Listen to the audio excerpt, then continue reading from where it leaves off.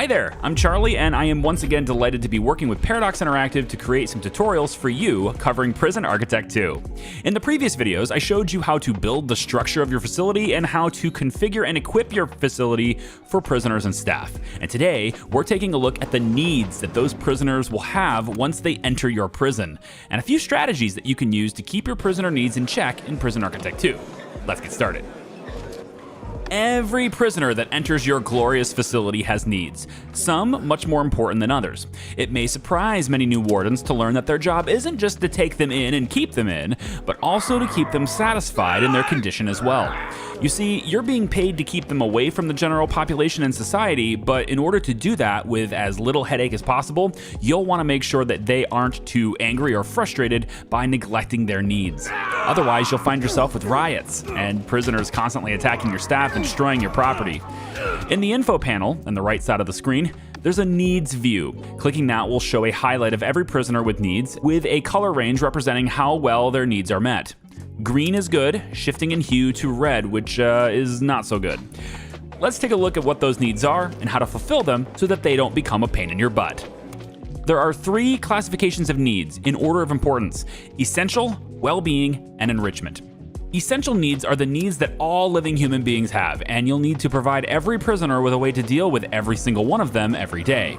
This includes food, a toilet, sleep of course, and also a way to clean themselves up and address poor hygiene.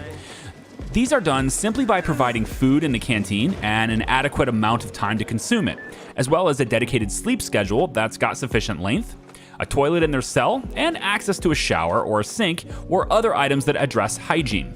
In the beginning, you'll likely just create a shower room for prisoners to shower, as this is the most cost-effective way to deal with the problem.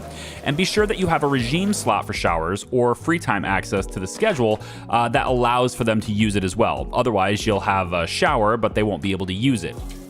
Later on, if you're feeling like spending a little bit of money, you can also give them showers directly in their cells, and this will provide them a way to take care of this need directly in their cells, as well as with a little bit more privacy. Next are the prisoner's well-being needs. These aren't a matter of survival, but instead happiness, which for you, Warden, is almost the same thing. Failing to meet their well-being needs can lead to an increase in violent activities in the prison, as these are considered very important to most inmates. Exercise is provided with a variety of equipment, either placed in common areas or in the yard. Privacy is something most people really cherish, and giving them alone time in their cell and not making their cell too cramped will give them an adequate amount of it. Conversely to that, every prisoner wants to feel some level of freedom, even though they are in prison. Granting them a free time slot in their schedule, as well as a good amount of space outside to move around in, will help with this, and you can also use windows to the outside world to help slightly as well, because looking out the window and seeing the outside world at least reminds them that it's there. And if you've done well this far, you'll likely be doing okay with their safety need as well, which is a representation of how safe the inmate feels. It's likely not surprising that most inmates do not feel a sense of safety when locked in a facility surrounded by violent people. So you can make them feel more safe by having plenty of guards in the area around them, and by keeping the peace well enough that fights and death in your prison are a rare occurrence.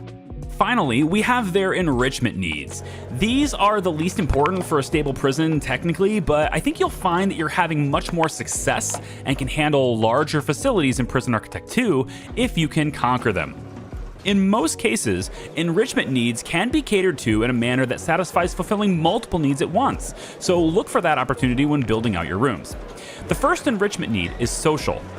Prisoners are going to want opportunities to communicate and be social with other inmates, but also with their friends and family, so you'll want to provide them that opportunity. Being social with inmates will be happening pretty much naturally if you're already doing well with the other needs, but to really get social fulfilled, you're going to want to provide visitation rooms and phone booths around the prison, as well as time for them to be utilized. Prisoners will be able to call their family and see visitors with these two things provided in sufficient quantity in your prison, and that will really help the social need. The next enrichment is comfort, which is pretty easy to provide and pretty easy to understand. It's just going to cost you more.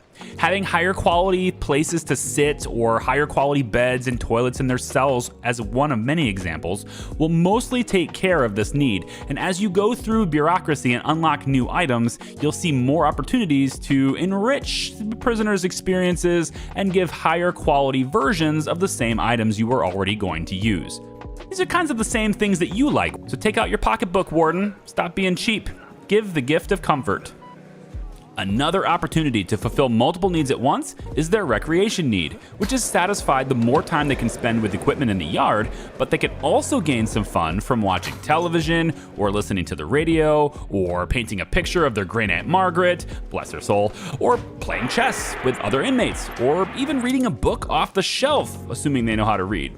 And reading books actually leads me to the final need, which is reform. It might be hard to believe sometimes, but these prisoners actually do deep down want to be better versions of themselves, and you can help them ease back into society better by reforming them into model citizens, or at least some version that's closer to it, through reform programs that help to instill in them the sense of responsibility and purpose that law-abiding citizens realize. This can include prison labor opportunities or classes and training sessions with your staff to help them transition back into society.